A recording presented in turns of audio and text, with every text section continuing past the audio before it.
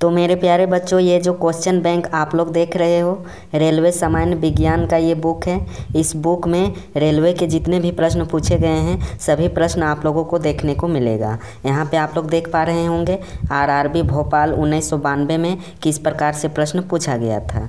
पहला नंबर प्रश्न क्या है, एनोलिडा ग्रुप में मुख्यतः कौन कौन से जंतु आते हैं। तो देखिए यहाँ पे जोंक और केंचुआ जो है एनोलिडा ग्रुप में आता है। दूसरा प्रश्न क्या है, आर्थ्रोपोडा ग्रुप में मुख्यतः कौन कौन जंतु आते हैं। तो ये आता है तेलचट्टा, जू, खटमल, मक्खी।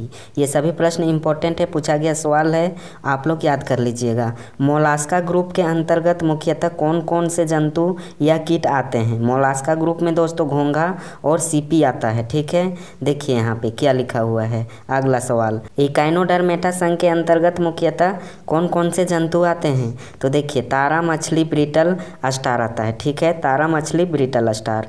मनुष्य का पाचन क्रिया का प्रारंभ कहाँ से होता है। तो मुख से होता है। देखिए अगला सवाल, देखिए शिराएं द्वारा कौन सा रक्त प्रवाहित होता है। तो अशुद्ध रक्त दोस्तों प्रवाहित होता है शिराएं द्वारा। और धमनी द्वारा कौन सा रक्त प्रवाहित होता है। तो शुद्ध रक्त। इसको याद कर लीजिएगा, बहुत ही इंपॉर्टेंट है। धमनी द्वारा जो है शुद्ध रक्त प्रवाहित होता है और अशुद्ध रक्त जो होता है शिराएं द्वारा प्रवाहित होता है। यहाँ पे देखिए कौन कौन सा विटामिन जल में घुलनशील है, ये भी सवाल बहुत ही इंपॉर्टेंट है। विटामिन बी तथा सी जो होता है वो जल में घुलनशील होता है। सोडियम का कार्य क्या है।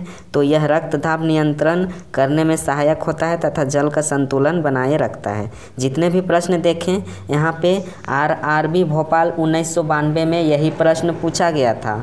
ये नहीं कि ये रेलवे का सवाल है, आप लोगों को एसएससी या कोई भी गवर्नमेंट एग्जाम में देखने को इस प्रकार से मिल सकता है। देखिए ये सभी प्रश्न हैं रेलवे में पूछ दिया गया है, मैं मानता हूँ, लेकिन आप लोग ये सोच के नहीं पढ़िएगा, कहीं भी ये प्रश्न आपको पूछ सकता है। जैसे देखिए धमनी द्वारा कौन सा रक्त प्रवाहित होता है, ये नहीं कि ये रेलवे में ही पूछ देगा, आपको एसएससी में भी देखने को मिलेगा, पुलिस में भी देखने को मिल सकता है। कौन कौन सा विटामिन जल में घुलनशील है।